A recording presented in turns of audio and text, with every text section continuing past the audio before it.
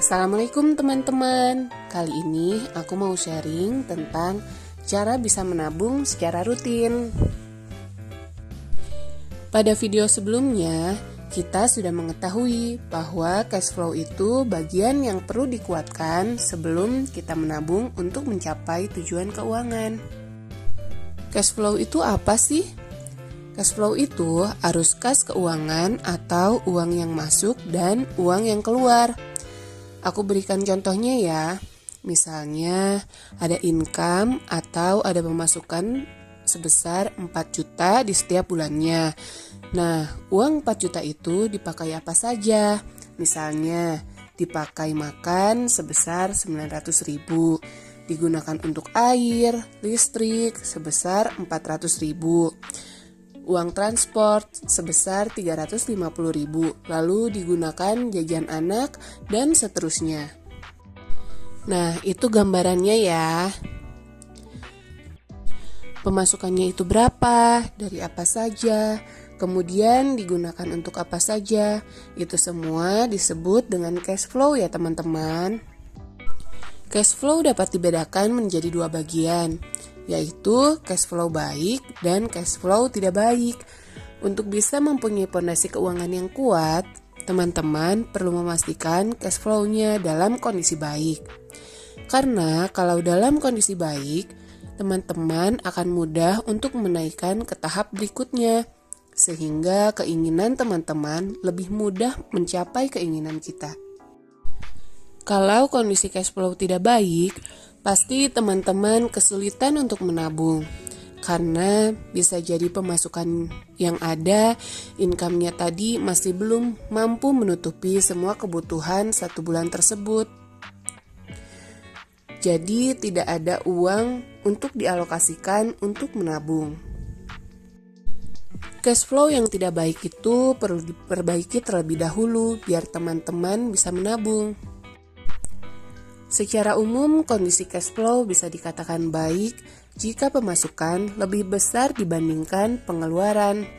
Misalkan, pemasukannya itu sebesar 4 juta, lalu pengeluarannya 3.500.000. Artinya, selalu ada uang yang bisa disimpan, karena pengeluaran lebih kecil dibandingkan pemasukan. Ketika teman-teman berada di kondisi seperti ini dan belum punya dana darurat, maka teman-teman bisa menabung untuk mengumpulkan dana darurat supaya keuangan keluarga berada di posisi yang aman. Berapa sih besarnya dana darurat yang harus kita kumpulkan? Itu akan kita bahas di bagian berikutnya ya teman-teman. Cash flow bisa dikatakan tidak baik kalau jumlah pemasukan teman-teman sama dengan pengeluaran. Misalkan, pemasukannya itu sebesar 4 juta, lalu pengeluarannya 4 juta. Alasannya teman-teman tidak ada uang yang bisa digunakan untuk disimpan di bulan itu untuk keamanan finansial. Jadi tidak ada uang yang bisa dialokasikan untuk menabung dana darurat. Nah, kalau tidak ada dana darurat, kemungkinan akan sulit menghadapi resiko yang akan terjadi ke depannya. Jika tidak ada dana darurat, akan sulit untuk menabung di tingkat piramida kenyamanan finansial. Maka kondisi seperti ini perlu diperbaiki terlebih dahulu. Tapi teman-teman tidak perlu khawatir. Di video selanjutnya akan ada pembahasan tentang cara meningkatkan kondisi keuangan kalau pemasukan itu pas digunakan untuk biaya bulanan. Ada juga cash flow itu dikatakan tidak baik apabila jumlah pengeluaran lebih besar dibandingkan jumlah pemasukan. Misalkan pemasukannya itu sebesar 4 juta, lalu pengeluarannya 4.500.000. Akhirnya setiap bulan akan menjumpai kondisi keuangan yang minus. Sebagian orang memilih untuk meminjam untuk menutupi kebutuhan sehari-hari. Untuk mengetahui kondisi cash flow kita itu sudah baik atau tidak baik, itu dengan mencari tahu sumber pemasukan teman-teman, beserta nominalnya berapa. Semua perlu dirincikan ya teman-teman. Tujuannya untuk mengetahui berapa jumlah uang yang bisa digunakan untuk memenuhi kebutuhan keluarga.